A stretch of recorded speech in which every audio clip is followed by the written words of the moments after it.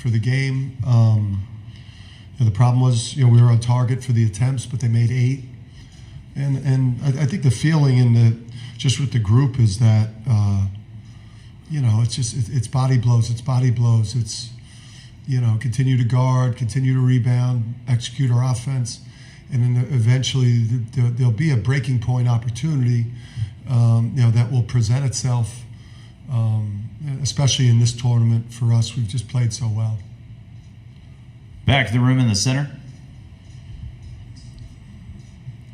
Connor Sargent, the Daily Campus. Dan, we already heard from Alex on this issue, but I was wondering if you could touch upon what you told your team at the end of the half, because, Alabama did shoot, like you mentioned, 8 of 11 from 3, and yet you guys were still up by 4. So what was the message? Were you guys feeling good and confident after the end of the first half? Yeah, I thought they're a great offensive team. They're like the hardest team to guard. Illinois had a great offense, but these guys were harder for us to guard just because of their one-on-one abilities. They just had so many players that they could beat you off the dribble, make a 3. Nelson, you see his talent level. He's an NBA player. Modern, mismatched, positionless guy. Pringle.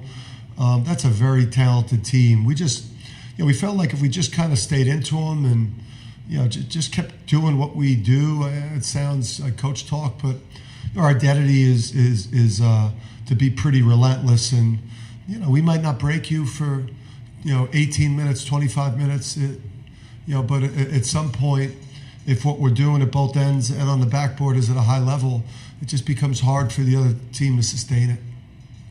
On the right side by the column. Hennessy, NBC 13 in Birmingham. All week, Bama fans were saying we got to shoot so many threes. Were you surprised by the game plan with Nate and his team? To shoot a lot of threes?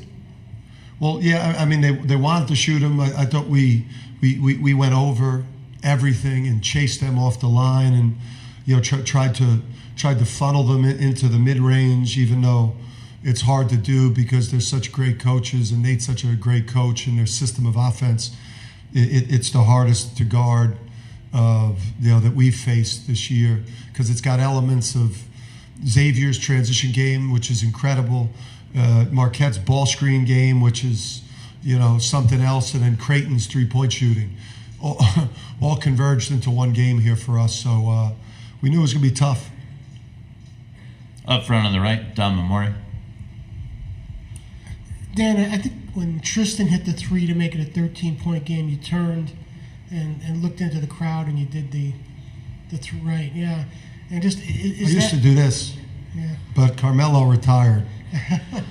So is that when you finally kind of exhaled and felt safe, or was it tense up to that point? Yeah, because you don't feel safe with that offense out there. Plus, you've seen enough games as a coach to see people find a way to lose a double-figure lead with a minute or so to go. But, like when you turn the ball over as infrequently as we do, and, I know we sometimes get some crap for the batting gloves and the dribbling warm-up that we do. That's kind of, high schoolish in a way and very fundamental. But if you look at the way that we take care of the ball, it's rare. It's rare. Up front on the left. Dan, Donovan earlier said Stephon Castle's not like any other freshman. He's the most unselfish player on the team. Can you speak to both those two things and also when you knew you were getting that? Yeah, so you knew right away in the recruiting process because of how quickly and decisively he made a decision, based on like the things that really matter, the culture, the connection with the staff, all the things that we do at UConn. And obviously he's seen some guards have some great success with us and over the years. So you just knew when you recruited them. And then when you got to the first practice and everything, whether you ripped them or encouraged them, everything was yes, coach. And he's just such a pleaser. And, he's his value at the next level. Obviously you see it on game night, but a lot of NBA teams, they come through and watch us practice where he's even has the ball in his hands even more, where he gets to show all the things he could do that you don't always see on game night. Third row on the left. This is the back left microphone. Hey, Coach. Evan Miyakawa, evanmia.com. You guys average almost 1 10-0 scoring run per game this season, and tonight you had 4 separate 7-0 runs. What is it about your team that allows you to take control of games so quickly like that? Yeah, we flirted the whole year with 50% for the field. I think from an efficiency standpoint, we've been the number 1 offense in the country. We've kind of passed that, back and forth with Purdue and Illinois and Alabama throughout the year. So, the offense is super efficient. We're top 4 in defense. We rebound the heck out of the ball. So, we could bunch up stops, and then, we score a lot. So you get stops, you score.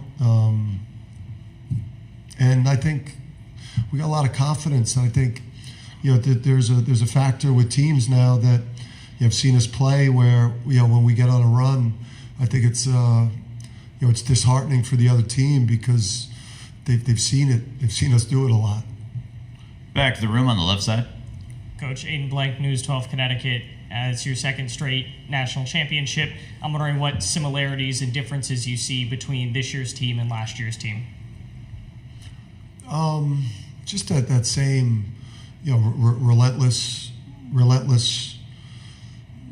effort and just a meticulous approach to performance and winning and game planning with Luke and Kamani, 2 of the best in the country at what they do in every facet. So I think, like Jordan's a different player than Cam, and Steph's a different player than Andre Jackson, and the bench is a little bit different. But, the culture, the preparation, the commitment to every aspect of the game so that we keep ourselves as bulletproof as possible in this tournament, which is hard.